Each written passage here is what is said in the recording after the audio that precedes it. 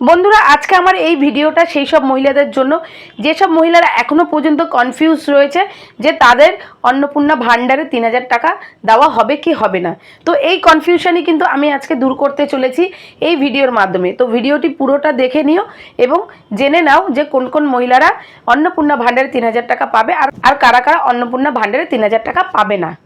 তো আজকে আমি এই ভিডিওর মাধ্যমে তোমাদের যতগুলো তথ্য দেবো এই সমস্ত তথ্য কিন্তু আমাদের মন্ত্রী মানে নবনির্বাচিত নারী ও সমাজ কল্যাণের মন্ত্রী অগ্নিমিত্রা পাল ম্যাম কিন্তু বলেছেন। তো সেই ভিডিও ক্লিপও তোমাদেরকে আমি ভিডিও শেষে শুনিয়ে দেবো। তো চলো এখন তোমাদেরকে আমি বলে দিই কোন কোন মহিলারা অন্নপূর্ণা ভান্ডারে ৩,০০০ টাকা পাবে আর কোন কোন মহিলারা অন্নপূর্ণা ভান্ডারে ৩,০০০ টাকা পাবে না। প্রথমত হচ্ছে যেসব মহিলাদের ব্যাংক অ্যাকাউন্টের সাথে আধার লিঙ্ক করা রয়েছে, মানে পুরনো যে অ্যাকাউন্ট মানে যেখানে লক্ষ্মীর ভাণ্ডারের টাকা ঢুকতো সেই অ্যাকাউন্টের সাথে আধার লিঙ্ক যদি করা থাকে তবেই কিন্তু সেই সমস্ত মহিলারাই কিন্তু জুন মাস থেকে অন্নপূর্ণা ভাণ্ডারে ৩,০০০ টাকা পেয়ে যাবেন, মানে টাকা ঢুকতে শুরু করবে। তো এখন প্রশ্ন হলো কোন কোন মহিলাদেরকে অন্নপূর্ণা ভাণ্ডারের ৩,০০০ টাকা দেওয়া হবে না, মানে কারা কারা এই অন্নপূর্ণা ভাণ্ডারের সুবিধা পাবে না। প্রথমত হচ্ছে যাদের ব্যাংক অ্যাকাউন্টের সাথে আধারের কোনো রকম লিঙ্ক করা নেই সেই সমস্ত মহিলাদেরকে কিন্তু এই অন্নপূর্ণা ভাণ্ডারের ৩,০০০ টাকা দেওয়া হবে না। দ্বিতীয়ত হচ্ছে মৃত ব্যক্তি মানে মৃত মহিলা মরে গেছে কিন্তু কোনো রকমভাবে ব্যাংকে আপডেট নেই যে সে বেঁচে আছে না মরে গেছে অথচ তার অ্যাকাউন্টে টাকা ঢুকছে।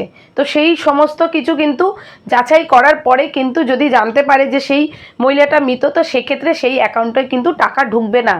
তৃতীয়ত হচ্ছে যার নাম এসআইআর সময় ডিলিট হয়ে গেছে মানে নাম বাদ গেছে ডিলিট করে দেওয়া হয়েছে সেই সমস্ত মহিলাদেরও কিন্তু অন্নপূর্ণা ভাণ্ডারের টাকা দেওয়া হবে না।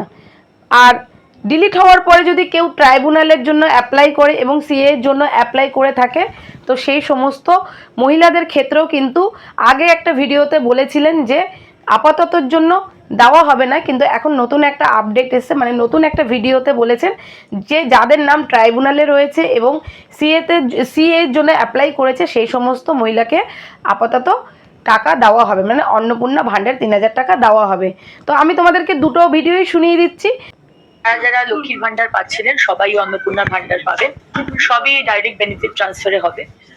কিন্তু দেবার আগে 1 জুন মাননীয় মুখ্যমন্ত্রী বলেছেন 1 জুন থেকে ব্যাংক অ্যাকাউন্টে ঢুকে যাবে।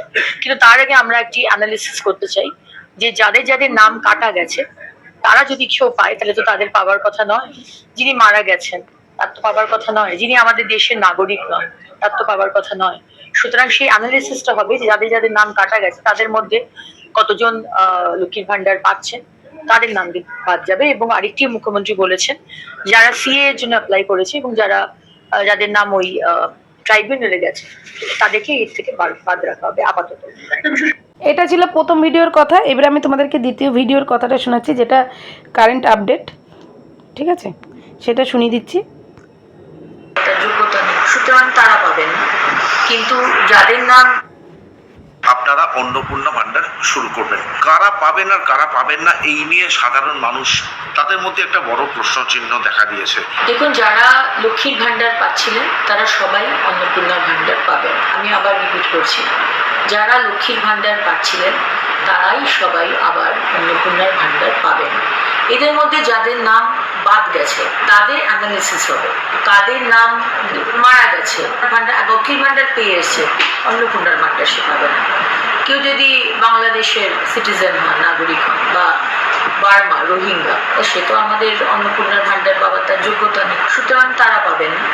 কিন্তু যাদের নাম যে কোনো কারণে ডিলিট হয়েছে তারা আমাদের নাগরিক নন, সেটা অ্যানালিসিস করার পরে জানা গেল তারা লক্ষ্মীর ভান্ডার পাবেন না।